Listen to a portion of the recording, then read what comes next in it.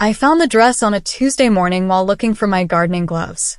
It was stuffed in the back of our garage behind paint cans and old tools where Chris thought I'd never look. My name is Victoria Robinson, and I've been married to Chris Robinson for 11 years. I thought I knew everything about my husband. Turns out I knew almost nothing. The dress was simple. Navy blue with a modest neckline. Size large. Definitely not mine. For one horrible moment, I thought Chris was having an affair.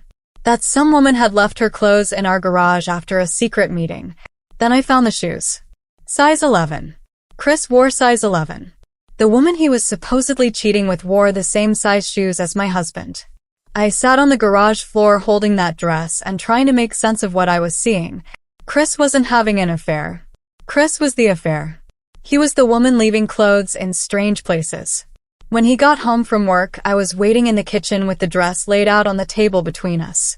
"Victoria, I can explain," he said, his face going pale. "Then explain."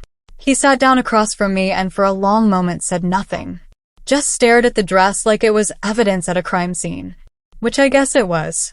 "I've been wearing women's clothes for about 5 years, he finally said. Started as curiosity. Became something I couldn't stop thinking about. 5 years. We've been married for 11 and you've been doing this for 5.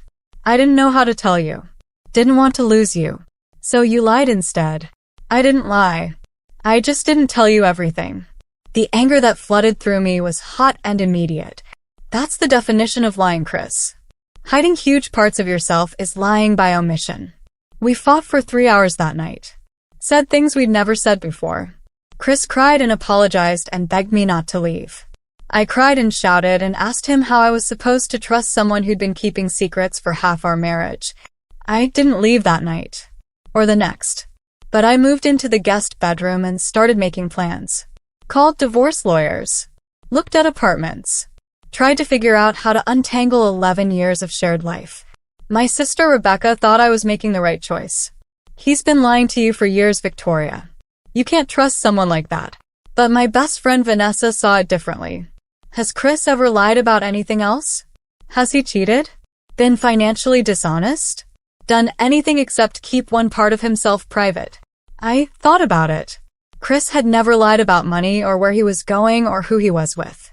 He was a good husband in every way except for this one massive secret. "He's still the same person you married," Vanessa said gently. "He just has a part of himself he was too scared to show you." 3 weeks after I found the dress, Chris and I sat down to really talk. Not fight. Not accuse. Just talk about what this meant and where we went from here. "Do you want to be a woman?" I asked. "Like permanently? Is this a transition thing?" "I don't know. Maybe. I just know that when I wear women's clothes I feel more like myself than I ever do as Chris." "So you have a name?" "When you're dressed." "Kelly." He said it quietly like he was embarrassed. "I call myself Kelly." "How often do you dress as Kelly?" "Twice a week when you're at your book club. Sometimes when I'm traveling for work." "Book club." "My Tuesday and Thursday nights with friends." The nights I thought Chris was home watching TV and catching up on work. He'd been using that time to become someone else. "I feel so stupid," I said. "Like I should have known. Should have seen the signs." There weren't any signs because I was careful. Too careful, maybe. I've spent 5 years making sure Kelly never touched our real life. But she did touch our real life, Chris. Every time you lied about what you were doing. Every time you kept secrets. She was there in every conversation we weren't having. That's when I understood what really hurt. Not the cross-dressing itself, but the fact that Chris hadn't trusted me enough to share this part of himself. Had chosen to hide rather than risk being honest. "I need time," I told him. "I need space to figure out if I can be married to someone who keeps secrets this big." Chris moved into a hotel for 2 months while I processed everything. We saw a marriage counselor who specialized in gender issues. Dr. Lisa Park asked hard questions neither of us wanted to answer. "Victoria, do you love Chris despite Kelly, or do you need Kelly to not exist for your marriage to work?" I didn't have an answer. All I knew was that I loved the man I'd married. Whether I could love both versions of him was something I couldn't figure out. During those 2 months apart, Chris started living as Kelly more openly. Not at work. Not with family. But in other parts of his life. He joined support groups. Started therapy to understand what Kelly meant. slowly became more comfortable with the idea that maybe he wasn't just a man who wore dresses sometimes. I think I might be transgender, he told me during one of our counseling sessions. I think Kelly isn't a hobby. She's who I actually am. The words hit me like cold water. Crossdressing was one thing. Transitioning was something else entirely.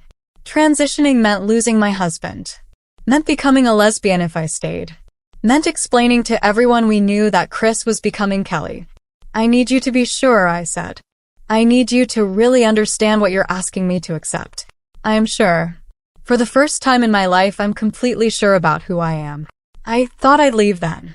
Thought that would be the moment I finally walked away. But something in Kelly's voice stopped me. She sounded happy. Really happy. More alive than Chris had seemed in years. Over the next 6 months, I watched my husband become my wife.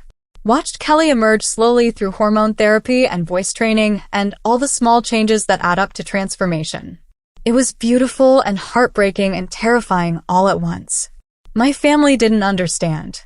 My father stopped speaking to me. My mother cried every time I called. Rebecca said I was throwing my life away for someone who'd lied to me. But Vanessa stood by me. And Dr. Lisa helped me understand that loving someone means loving all of them, even when they change into someone you didn't expect. The hardest part wasn't watching Kelly transition. It was grieving the loss of Chris. The man I'd married was slowly disappearing. His voice got higher. His body got softer. The way he moved changed. The way he laughed changed. Everything about him became her. Some days I mourned Chris like he'd died. Other days I celebrated Kelly like she'd been born. Most days I just tried to survive this strange space between losing someone and gaining someone else. We celebrated our 13th anniversary last month. Kelly wore a beautiful green dress. I wore a pantsuit. We looked like two women having dinner together, which is exactly what we were. Do you regret it? Kelly asked over dessert. Staying with me through all of this? I thought about the question. About the life I'd imagined versus the life I was living. About the husband I'd lost and the wife I'd gained. I regret that you didn't trust me sooner, I said honestly. I regret that we lost 5 years to secrets. But I don't regret staying. Even though everything changed, everything didn't change. You're still the person who makes me laugh. Still the person who knows how I take my coffee. Still the person I want to talk to at the end of a hard day. I reached across the table for her hand. You're just more honest now. More yourself. Last week, Kelly told me she wanted to get married again. A real wedding this time where she could be Kelly instead of Chris. Where we could stand in front of everyone and commit to each other as the people we actually were. I know it's asking a lot, she said. I know you already married me once as someone else. Then let's do it right this time, I said. Let's get married as the people we really are. The wedding is in 3 months. Small ceremony with only people who've accepted both of us. My father won't be there. Half my family won't be there. But Vanessa will stand as my maid of honor. Kelly's support group friends will fill the seats. We're writing our own vows. Mine are simple. I'm promising to love Kelly for who she is instead of who I thought she should be. I'm promising to be honest even when it's hard. I'm promising to never make her hide again. This isn't the happy ending people expect. I didn't get to stay married to my husband. I had to let him go so my wife could exist. That loss is real and it still hurts some days. But I learned something important through all of this. Love isn't about keeping people the same. It's about helping them become who they're meant to be even when that person is different than you imagined. I helped my husband become a woman. Not because I'm a saint or because I'm more evolved than everyone else.